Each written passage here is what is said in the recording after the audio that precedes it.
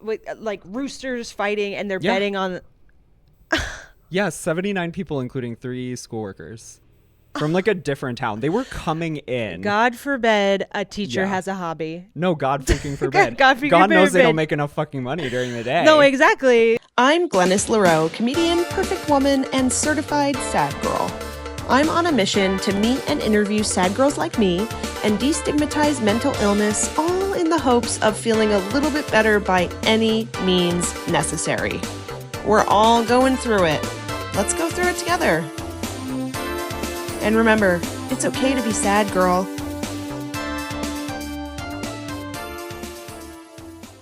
This is Sad Girl Survival Guide, the show that explores rock bottom breakdowns and breakthroughs one sad girl at a time. Today's guest is the comedian and host of We're Never Doing This Again comedy show at Cobra Club.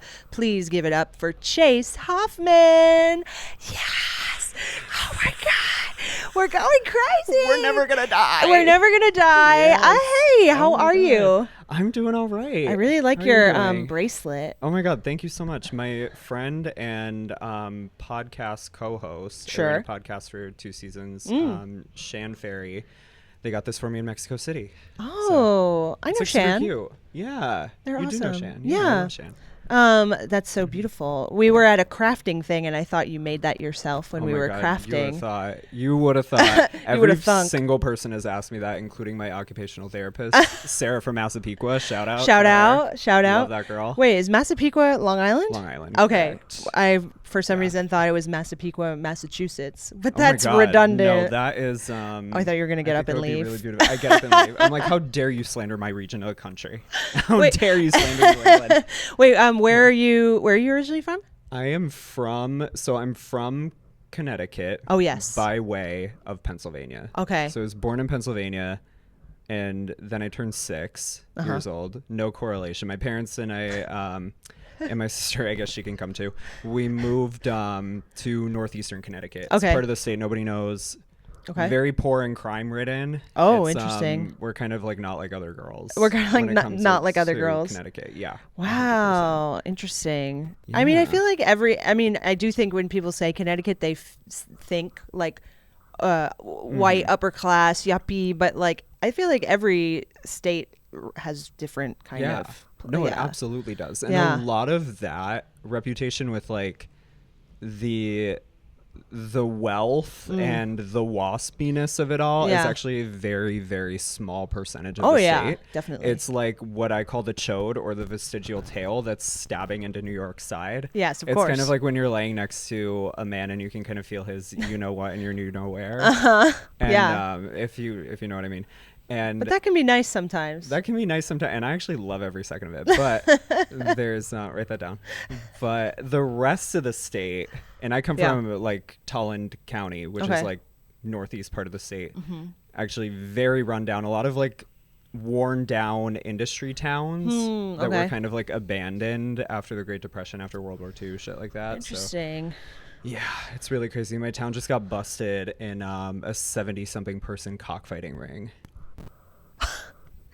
They're keeping the sport alive. They're literally keeping it alive. Wait. Clock it. Clock the cock. Cock it. Cock it. Wait, that sounds like a gun.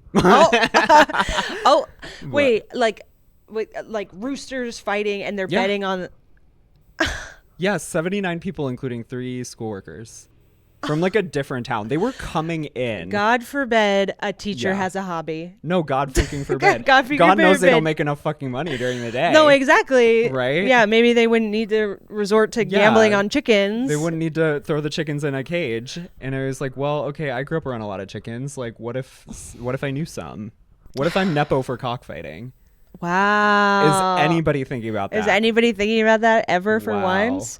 God. Oh, that's so interesting. That really shines a light on it. You should do a documentary about your hometown and the cockfighting ring. I should. My hometown is like really weird lore. Like the other thing that we're most known for, and then I'll get off my fucking soapbox about my hometown. I love this. Is back in like the early 2000s, Wes Craven. Are we aware of her? Where work. her? Yeah. Her, her. She.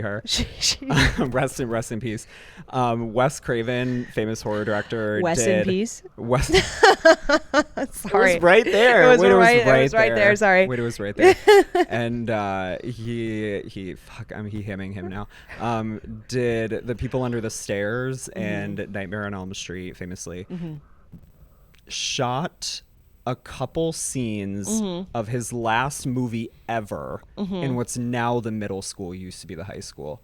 So he came in and like shot a couple scenes in the stairwell, like the main stairwell. The school board was pissed. Oh, they didn't pay for the location? No, they did. But the thing about Hollywood Productions is they kind of come in, they kind of knock everything over in the name of their production. They like repainted the stairwell, and that's where like the school logo was. So they like repainted over it with like their school logo to film a scene that like I watched a movie when I was in like middle school just to see. And it's in the movie for quite literally, I kid you not, 30 seconds. Of course. 30 seconds. It's one singular scene. It's like a girl coming down the stairs and she goes, "Greg," and then he turns around. That's it. That's it. That's the scene. Greg. But my best friend at the time in 7th grade, her older sister was in like the background of one of the shots. She made $200 off it. Whoa, I bet she was a legend. Yeah, when you're in 10th grade, that's like big money. That's huge. Yeah. We would occasionally have castings come to our school too, because I was living in England at the time, and if they were casting American kids, they would come to our school. And there was a kid that got cast in Spy Kids. Nuh-uh. Yeah. Stop it. And he Emily says, Osment? No. It was actually this kid called Kyle Herbert. He was he was kind of the hot boy in our grade. And he got like one line in the opening scene, like when they're in school. No Yeah, way. I know. How old are you guys? We were probably 11 or 12. Wow. Yeah, I was so jealous. They saw that hot 11-year-old and they were like, "Baby, you're going to be a star." Baby, you're going to be a star. I have no idea what he's doing now. I should look him up. You should look him up. I hate that I had such generically named classmates, because now I can't find them. But Diva, it's England. That's like what they do there. No, but he was American. And then a lot of them moved back to the States. Oh, yeah. Got it. So they just become international school vibes. Yeah. Got it. Yeah. Okay. It was whatever. You know the deal. I know the deal. I don't know the deal. No, you don't know the deal. I think I know the deal. I think I know the deal. I think I know ball. Yeah. Yeah. Connecticut. I had a roommate early in my 20s in New York. Yeah. Her family was from the kind of the part you just described. The chode. And her dad worked for BlackRock. Oh, of course. So they like it all. It's all. There is, Glennis, I shit you not, there is a stop off the Metro North called like Fairfield BlackRock. No. It's like a place. It's a place of like employees, like no, BlackRock it's like a town. employees. It's like a town. Okay. And I don't know, or like a village of Fairfield or something. But I pass it when I go through it, and I'm like, these people have a level of money that I will never possibly be able to fathom. I couldn't even fathom it, and it was literally I was living with it. Like she was like flying private to Florida every weekend, kind of vibe, to ride her horses, and I was like, I don't think I fully comprehended like what it costs to fly private and just drop that money so casually every weekend. Yeah, and that girl, Taylor Swift. That girl, by the way, Taylor Swift was my roommate. By the way, Taylor Swift, Taylor Swift, famously from Pennsylvania. That's so true. Is it true? No. I think so. She is from Pennsylvania. It was like a tweet, yeah. I don't know why I thought she was from Nashville, but I guess because it was a primary source, yeah. Oh, okay. That cite your sources. Cite your sources. Tweet. Yeah. Chase, what makes you sad, girl? Oh my God. You know what? I've thought about this so much. The grind. The grind. With a trademark symbol after it. The grind. Thank you. I'm putting my hand like in front of my face. No. Thank you. We have to stop romanticizing the grind. Stop romanticizing the grind, which that's like, it's so annoying. That's all. I think it's mainly on my mind because I had a long day at work today. But yes. No, that's so valid. I find even like the comedy grind to be exhausting. Oh, it's exhausting. And thank you for bringing that up. Yeah, no, it's terrible. Going from your 9 to 5 to then your 5 to 9 that also, hey, doesn't pay you, doesn't freaking pay you. a single cent. Going from one screen to the next screen to the No, literally. It's I have grappled with this a lot because obviously we're in New York City and the grind is part of how you make it here, kid. Like, how bad do you want it? Concrete jungle where dreams are made of, Alicia Keys, etc. If you can make it here, you can make it anywhere. Right. And I think what a lot of people forget is that people who can grind are running from something. Yes. They are neglecting relationships. They're neglecting family responsibilities. Their house looks crazy. I don't know. There's something else that has to be to fall by the wayside in order for you to grind. So to be like a well-balanced person, like, I don't think that is compatible with the grind. No, it's really not. I think there are two kinds of people who are addicted to the grind. And one is the deeply unwell people that you were just discussing. There's something deeply wrong with them. And then the second kind, which these can also go together, they come from money. Right. Which is another thing. It's like, because I moved to this city and I didn't know anybody really. I knew like a couple people from high school that I was like, we don't really talk anymore. And there was I didn't have a job, didn't really have anything. It was like in this really shitty apartment because I had just gotten here like sight unseen, shit like that. And just kind of hit the scene running with comedy, like a mic every night, maybe two, maybe three, and then like going to a show afterwards, wake up, do it all over again. And then I'd have like eventually I got jobs, multiple, because you have to. Lord knows you have to fight for a full-time job in this city. They're not just going to hand it to you. And I had like multiple part-time jobs. I was going to like wake up, go to the gym, cram some breakfast in, go to job one, go to job two, go to a mic, go to another mic, go to a show, go club, to bed, bus, club, another club, next place, no sleep. It was literally that.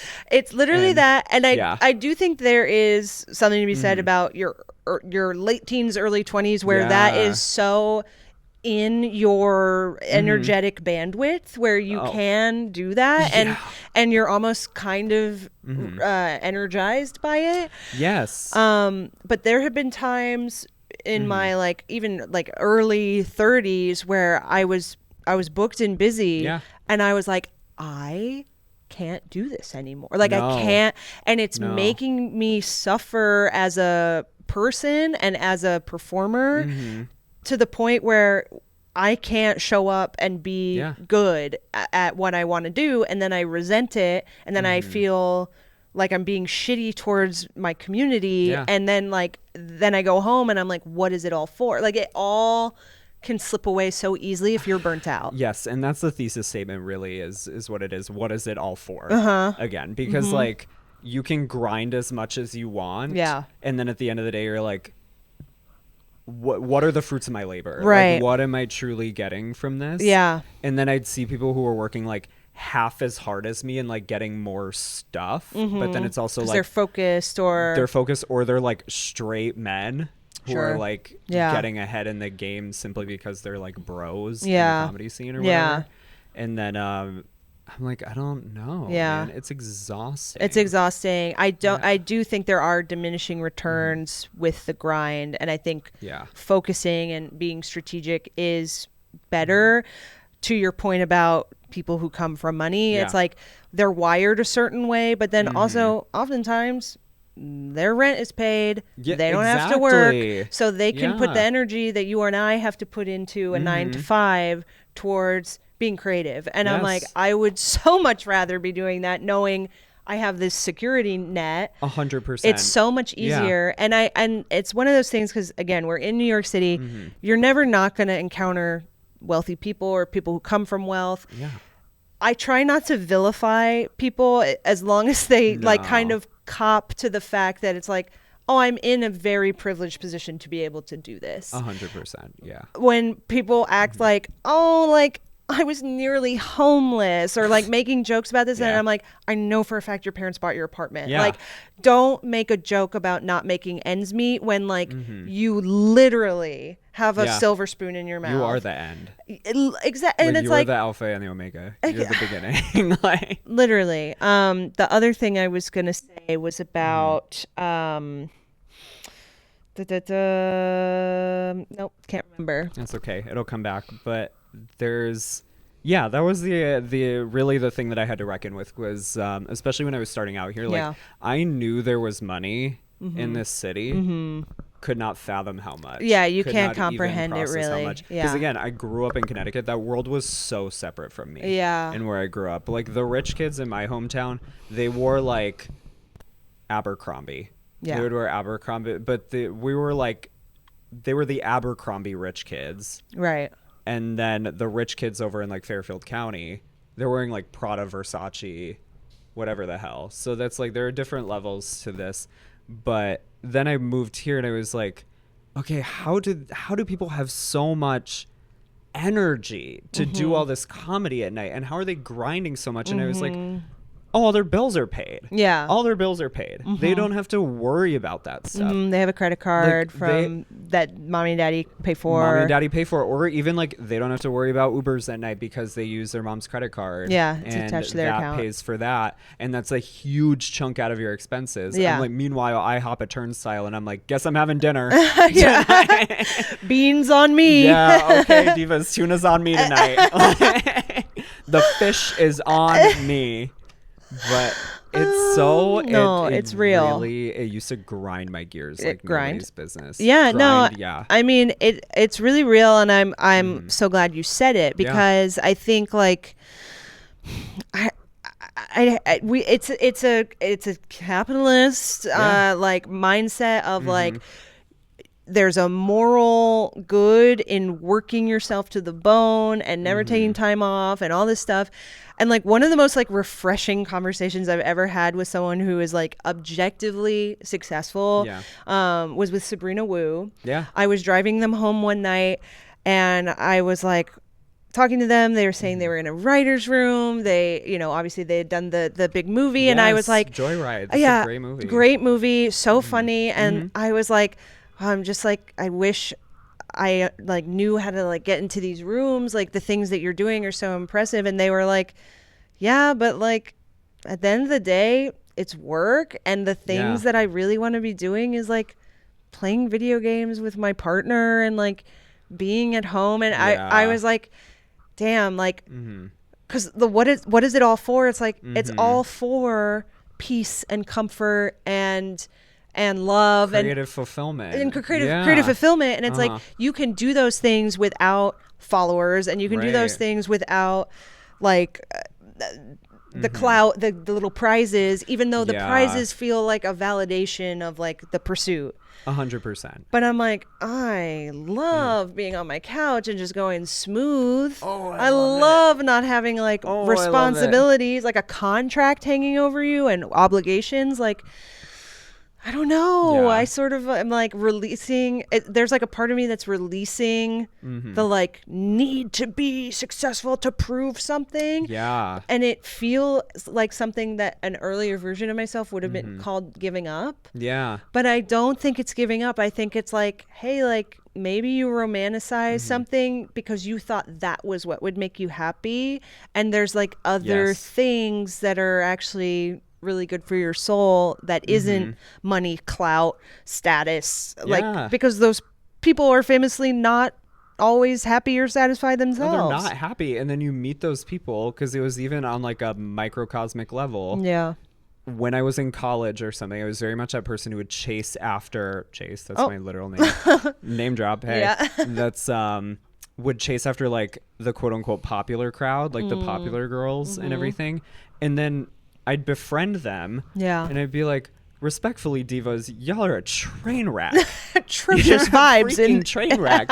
And I was like, oh, there's something deeply wrong with you. Love to them all. Yeah. However, I was like, oh my God, what are we running towards? Is really like, that's been like etched into my brain is like, what are we running towards? What's the sprint? What is that for? Yeah. And I think there's so much to that point about like, being in a writer's room and stuff like that. Like that was my dream for so long. Yeah. Was to run my own TV show, to like get in the writer's room, work my way up, do all of that stuff. And then I went to the Austin Film Festival like 3 years ago, and I saw all these panels with like all these kind of D-baggy guys who were up there, and I was like, oh my god, like I don't want to be tired of freaking Michael and Matthew. Michael, Matthew and their stinky flannels. Yeah, no, literally. We're gonna be having to like take notes on everything they do and like to get shit shoveled down my throat. I know. On a non-union pay and stuff like that. And then they were also like, yeah, it's very much like an office job. Yeah. It's going to be the thing. I'm like, if an opportunity like that comes my way where I could create my own show or something, that would be great. However, I'm not elbowing people out of the way to get there. Yeah. I'm like, if it's going to happen, what's meant for you will not pass you by. Yeah. You know, like that is a mindset that I really had to work to get into, especially as a Capricorn speaking. Yeah. Really. What's your sign? What do you think? Oh, hey, I'm really bad at okay. I didn't know because you so heavily identified as a Capricorn. And it's actually a sore spot for me. No, sorry, called out. I'm a Scorpio. Oh, okay. Oh, interesting, right? Wait, that's really beautiful. Oh, thanks. I would not have pegged you as a Scorpio. I think I get that a lot, but I am pretty intense, and I think I'm just like not a goth girl, and people are always like, Scorpios are goth. See that? Oh my god, I guess so. That was so like not my experience with the Scorpio girls. Oh, really? Growing up, it was like the Scorpio, like the teenage Scorpio girls that I knew, like. They were fucking wilding. They were wilding horny out. They were Nick Cannon's wilding out. But they were but like love to them all. I was like, you're crazy and I kinda love that. Yeah. And and as a Capricorn, you feel like very type A determined, or a little bit. I get into a little bit into like workaholism. Yeah, and then I get trapped in like this cycle. But then I'm like, it's a working harder, not smarter situation, which my dad is always like telling me, and it drives me fucking crazy. But there's like I've found lately that I'll get stuck in this loop where I'm like working myself to death on like the weekdays. Yeah. Really hitting the grind of like, again, wake up, go to the gym, go to work, maybe eat breakfast in between. If I have time for it, if I allow myself time. And then cram lunch in, maybe cram dinner in while I'm doing comedy stuff at night. Yeah. God knows I'm shitting in bars. Hey, sorry. I don't have time to go home. But sorry, I don't have time to go home. Going home. My butt acne was never worse than when I was doing open mics. It's really crazy. Well, I toilet paper that shit up. I toilet paper it up.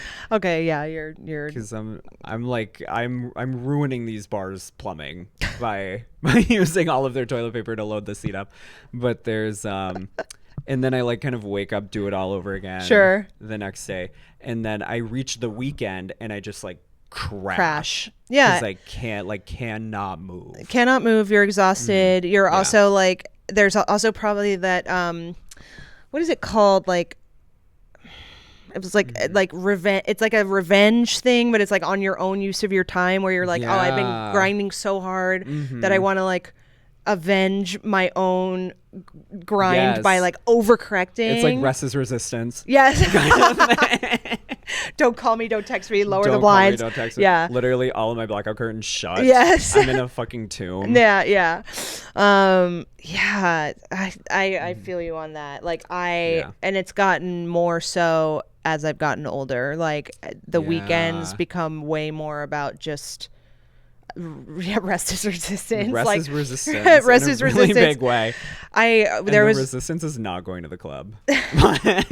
Stay in. I'm resisting the urge to go to reggaeton night. What does the club have that my home doesn't have? No, literally. I'm like, I can make loud noises and I can scream into someone's ear in my own home. Oh, you don't think I'm scream singing the new Olivia Rodrigo album? Right. Oh, you got me. You got me. Lock me freaking up. New Ariana Grande, Hate That I Made You Love Me. It's pretty good. It's pretty good.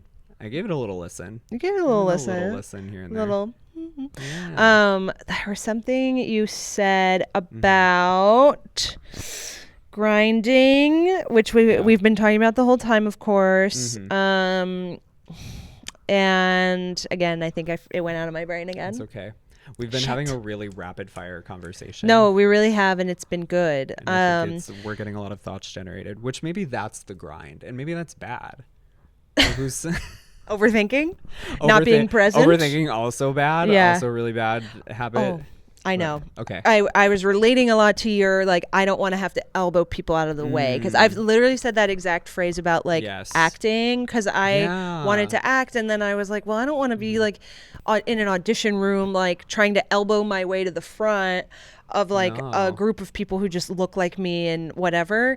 And, like, I think, I mean, this is an obvious thing to say, but, like, making your own thing is so much more rewarding and could potentially open the door for you. And again, I think you should make a horror or a documentary or something about your hometown. About the cockfighting? Maybe a horror comedy. Has anybody seen, and I'm talking straight to camera, Weapons? Has anybody seen Weapons? Widow's Bay on Apple TV. If you have it, not to promote I've heard it's good. Apple or whatever, but no, it's promote it. They need it. They need it so bad. Such a good show. I mean, they got renewed for season 2, like, thank God, but there's a lot of people have been vouching for it, so it's so good. If you love horror, I do. If you love comedy, you gotta watch it. It genuinely threads the needle very well on being scary and funny at the same time. Ooh, that's good, because I want to write a horror, because I think a lot more horror is getting made, and a lot more comedy writers. Recession indicator, of course, low budget movies that have big box office return, but a lot of comedy writers are writing horrors because a lot of the writing facets are similar in building tension. Yeah, exactly.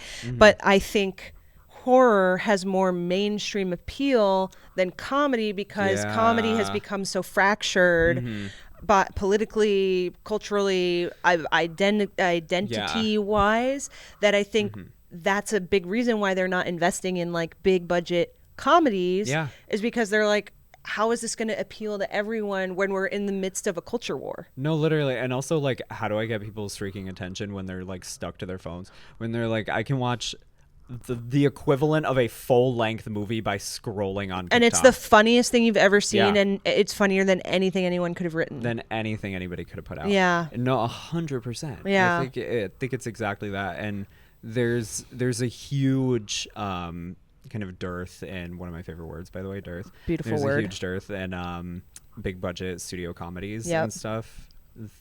Simply for that reason, because, like, nobody knows how to make comedy anymore. No. Nobody knows, especially not these people who are, like, executives who are so far removed from the world that we live in. Yeah. Like, it's impossible to relate to any of them. No. And the funniest thing they've thought of is making a sequel to Guardians of the Galaxy. It's like they literally are like, Marvel is peak comedy. Yeah, they're like, what if the raccoon had a gun? And they're like, write that down, put that on camera. Honey, we're going to Turks and Caicos. Honey, we got a blockbuster. We got a yacht. It's we bought a zoo, we got a yacht. It's literally. Yeah. It's interesting, because that's why I want to write a horror, and then I'm like, well, I guess, like, all these horror directors are being found on YouTube, so then I'm like, well, I gotta make one in the backwoods behind my dad's house as a proof of concept, and then but there's no women writing Blair horrors, Witch style, or no women horror movies really being made. Hey, the first one could be right here. First one ever to write a horror. No. Hello. Just, like, the big ones recently have all been guys, including a 20-year-old, like 20-year-old. 4chan. Yeah. I mean, he's so smart. Of course I saw Backrooms. Okay, I saw Backrooms and Obsession within, like, days of each other. Me too. Yeah. Loved Obsession. Yeah. It was great. I thought it was great. I liked Backrooms aesthetic. Yes. I thought it felt very 20-year-old made this. Like, it is a concept that they tried to make into a story, and it's like, a concept is not a story, but correct. You got the aesthetic. It's what we would call in the open mic comedy scene a premise. That was a premise? That was a premise. Can't wait till you stick the landing on the punch. I have some tags. I have some pitches. Like, if you want to meet up later before another mic and, like... and get unsolicited notes from another man. Yeah. Oh, that would be great. Yeah. That, I believe in you, though. I think you could do it. I think so, too. What's the horror about? What's the idea? Are you ready to hard launch? I'll soft launch it. Okay, soft launch, yeah. So I have a really mean cat. Okay. And my boyfriend was like, well, you should write a horror about like an evil cat. And I was like, all right, let's do it. So then I had the idea of like a father and a daughter who are estranged from their mom or her mom. And they find out that she's passed away and they have to like clear out her house. And they, of course, it's like some creepy house, and it's there's a cat in there, like a hoarding situation, like, you know, the like episodes of Hoarders where they're like there's cats and then they like there's some like of them have passed away under the couch. But like sometimes it's just overrun and they're like eating trash or whatever, and there's a cat in the house. The cat is of course possessed by the spirit of the mother. They try to like give it to the shelter, and the shelter like immediately calls them back, like, you have to, we're going to euthanize this cat if you don't take it back, like we can't have this cat in the shelter. So they take it back, and then the shit gets real from there. I haven't really thought about all the rest of it, but that's kind of the starting. And it's called so fun. Purr.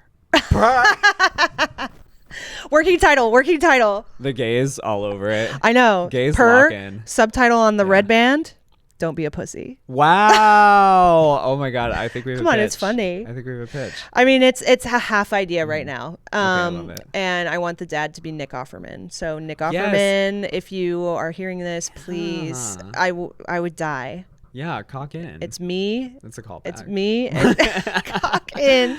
And there's like randomly, there's like cockfighting happening. There's like randomly cockfighting. The dad, it's in my hometown. The dad is in cockfighting. Wow. And the daughter has an ESA that's like some sort of, and then How old is the daughter? Are we thinking like Sadie Sink for the daughter? I'm thinking like it's literally me. Okay. Oh, so it's like an adult daughter. Okay. Yeah, adult daughter. This is adult daughter. Okay. Yeah, because the mom would be, but the mom was like maybe schizophrenic or something, like lost her mind kind of, and that's why they were estranged from her. I love this. And you want it to be like a straight up horror or horror comedy, would you say? Or are you going to feel it out as you go? I think feel it out as we go. I liked how Weapons was like, like very scary, but then had little like glimmers of camp where you're like, oh, like it is actually silly, but it is freaky still. Yeah. Oh, it freaked me out. Yeah, the fork for sure. Yes. Oh my God. Whitmer with the fork to the face. Ugh, it's so freaky. Really good stuff. It's really freaky stuff. Yeah. I saw it alone in like a theater, in like the Alamo and the financial district. Oh, because I like work right there basically, but. There was, I don't know, it's not evil. Are you a season pass holder? No. Oh, my God. I had a gift card and then I used it all, but I couldn't use it for a while because there was the strike at Alamo. You didn't want to cross the picket line. No, I never would, because Sony acquired Alamo, and then they laid off like, I think it was 20% of their staff at the downtown Brooklyn and lower Manhattan locations, which are their two most profitable locations, of course, and laid them off with like no severance, no benefits, nothing. Just like overnight, they were like, "You're done." Evil stuff. So then I was like, "Yeah, fuck it. I'm not using my gift card. I'm not using my mommy's money. I'm not. Charge it. They're like, actually, popcorn is $19, and you're like, literally. So that's my whole card, and here's $5. Right, absolutely. I'm like, do you accept Kohl's Cash? Kohl's Cash non-transferable. Yeah, I'm like, do you accept that? What have you seen recently that you loved? Oh my God, seen recent Widow's Bay for sure. Okay, Widow's Bay. I just finished last night. Sorry to plug Amazon, the free version, whatever. I don't pay for that shit. I'm not giving Bezos any more of my money. There's the TV show version, which I never knew that they made, of Jonathan Strange and Mr. Norrell. It's like this book from 2004. It's like a fantasy novel. I tried to listen to it on audiobook. Shout out to the Libby app, first of all. Libby. The Brooklyn Public Library. If you have a library card, it really anywhere in the country that'll let you use connect Libby, your library card. Yeah. Hook it up. You can connect multiple library cards. Really? Too. Yes. So you can say like, I have New York, I have Brooklyn, I have Tulland County. No fucking way. Yeah. In Tulland County, it's gonna be like Melania's memoirs. And everybody poops, and that's everybody poops, and that's literally the sacred art of not giving a fuck. Shit like that. But period. There's Yeah, it was it's Jonathan Strange and Mr. Norrell. It's like this big ass book. It's a tome. It's like 1,000 pages. Whoa. The woman who wrote it is Susanna Clarke. She's like a genius. And it's like a pastiche to Charles Dickens and Jane Austen. It's very much written in that style, which like bores me to fucking tears. Sorry. I really want to be one of those girls who like gets into pastiche. It's like, yeah, I just dropped like a hard pastiche onto the pot. How does pastiche rank above dearth? Above dearth? You said dearth, one one of my favorite words. Pastiche. Okay, pastiche is lower. I just was curious because probably like 6. Okay. I'd say dearth is maybe like 3rd. Top is climax. Yeah, great word. Just it gets like splashy. Yeah. But it was good. It was good. It was a faithful adaptation to the half of the audiobook that I listened to before I had to return it. But there was it's like an alternative history of England during the Napoleonic Wars. Okay. And there's like 2 magicians in London and they're like competing against each other. It's like the resurgence of magic coming back to England after an absence of like 300 years. Whoa, because they were like puritanical. They were like, it was evil? Yeah, there's like a whole thing. It like gets into it. Okay, it's got like, it. There's like fairies and shit like that. Oh. It's like very but it tickled like a spot in my brain where I was like, okay, this is like historical fiction and like fantasy. This is really cool. It's like escapism for you? Yeah, a little bit. I love like fantasy stuff. I don't know if I can get into like the high fantasy shit because I'm like sometimes it gets a little goofy. Yeah. They're like, I read Salazar, we have ACOTAR to and it get was like, yeah, the third wing of Gondor to slay the Berfukin. And it's like, another language. It's another language. Yeah. And like to add the old English layer on top of it, forget it. No, literally. My big insecurity is things are hard to read. No, literally. My reading comprehension was really bad in school. Forever. Yeah. I literally don't blame you. Well, yeah. Maybe I'll check it out. Maybe the TV version will help me to understand it. The TV version was a lot easier to digest, I have to say. They condensed a 1,000 page book into a 7-episode miniseries very well. Okay. It came out like 10 years ago, and it's free on Amazon, or it's on Tubi. It's free. Oh, Tubi. It's on Tubi. Tubi, the people's platform. The people's network. The Tubi 2. The Tubi 2. What's something that you've watched recently that you've loved? Weapons, obviously. Weapons, obviously. I am an Alamo season pass holder. Okay. This is a recent thing. Okay. Because it helps me keep my finger on the pulse a little bit. So I saw Toy Story 5 yesterday. Okay, and what did you think? It was good. It was really cute. It was nice. They take a stance on tech and iPads. But it's really good and really funny. Nice. Yeah, and I was next to a little girl who was really excited about it, which was really so cute. Sweet. Yeah, she was so engaged, really and she kept doing this thing. I was sitting here, and she kept like watching the screen and then being like this, like reshuffling in her seat. And her dad was like, "Get out of her space, get out of her space." And I was like, "It's fine. She's not like being annoying." Into your space. Yes, she was like, yes. Whoa. But she was better behaved than the literal child I was next to during Backrooms. I was like, why is there a child at Backrooms? Wait, how did you get in there? His mom is cool, In I the guess. trench coat? Yeah. He stood on his mom's shoulders in a trench coat. Yeah, there's literally a trench coat. And he was eating pizza like this. Oh, no. See, that's a big detractor of Alamo where I'm like, it needs to stop. The violence needs to stop. Or when I'm eating a chicken Caesar salad and the fork is crunching into the croutons in the middle of the most pivotal scene of the movie. And you're like that's why I try to fucking slam it during the previews. I order it before the movie even starts. Yeah. Hopefully gets to me in like maybe the first third. Yeah. So I'm eating it before the tension is even like that's beautiful. Released. Yeah. I've been very judgmental of the fact that you can get a glass of milk. Oh. But apparently it's for Who's the cookies. It's for the cookies. Sure. But you can also just get the milk. So I've been very publicly judgmental of that. But then I got a vanilla milkshake yesterday and I was living. Sure. It was so good. Wait, that sounds great. Yeah, vanilla milkshake and fries. I wish I could have milkshakes. I will like shit my pants. Oh, Lactaid. Yeah, I should do that. Should get into that. This episode is brought to you by Lactaid, and Lunin Water. And Thank you, Water. Lunin. Thank you so much. It's so good. It's so good. It's really so good. Chase, thank you so much for coming. Thank you so after much for having me. Your busy day, Yes. being important. The grind. After the grind, and Yeah. this is continuing the grind. But go home continuing or the go to your grind. hotel. I'm staying at a hotel tonight. Staying in a Sorry. hotel. Are there Sorry. amenities? Oh, they upgraded me. Oh, good. They upgraded me. Yeah, because take they were advantage. like, "Oh, your job, like you're a member," and I was like, "Oh, word." And literally looked this lady dead in the eye, and I went, "What?" And then she went. I was like, "For no extra charge, right?" I'm like showing my poor card. Yeah. I'm like, "For no extra charge, right?" And she was like, "No." Yeah, of she course. was Yeah, like, "We just that's like what an value upgrade your." is. It's like really crazy, like having a job that pays me well and like gives me benefits. It's, But, like, really yeah, crazy. it's clutch. It changes everything. Well, changes everything. take advantage of the spa or the bathtub or just cosplay as someone who does this all the time. I will 100%. And tell the listeners, the watchers, where they can follow you, find you. Well, you can find me on Instagram.com, the site. The desktop site only. The desktop site through Chrome, through your Chrome browser, incognito mode. You can find me at Chase A. Hoffman. The A is my middle initial. It stands for Alexander, which is also the name I give to people when I don't want to give my name. Oh. So shout All out right. to the Already girl. has a pseudonym.